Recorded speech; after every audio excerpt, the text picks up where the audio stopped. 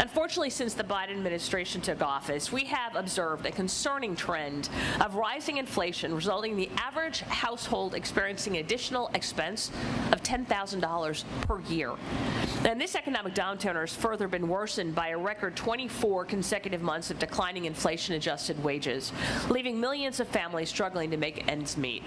Moreover, we cannot ignore the fact that this administration continues to accuse small businesses of using a loophole, and to back it up is currently pursuing a $1.8 trillion tax hike, which would primarily target Main Street businesses. This tax hike includes a small business surtax expansion of $650 billion that targets owner-operated small businesses, an additional $235 billion in taxes through an increase in the top individual tax rate for small businesses, and a $77 billion increase in the death tax, which will force family farms, ranches, and other generational businesses to sell assets to cover an enormous tax bill. Mr. Chairman, I ask unanimous consent to submit to the record a petition signed by over 11,000 small business owners who agree that their small business is not a loophole.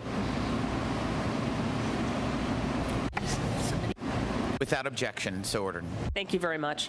Ms. Couch, in total, President Biden's budget outlines several major tax increases that would add up to nearly $4.8 trillion in new tax hikes on workers, families, farmers, and small businesses, and destroy 335,000 jobs, cut workers' wages by 1%, and reduce our economic growth by 1.3%.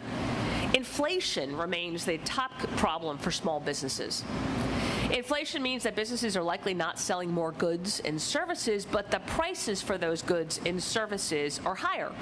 And therefore, it appears that their income is higher, but that's not good for the economy overall. So are you seeing your clients report higher taxable incomes as a result of high inflation? And is that one reason for historically high business tax revenue? No, I'm seeing their gross profit margins going down because of higher cost of goods sold. So that's where the big decrease is. And then to bring it even further down the profit and loss statement, once you apply the increase in overhead expenses, you're seeing another reduction in net profit margins. So no, we are not seeing, the cost of inflation is driving profit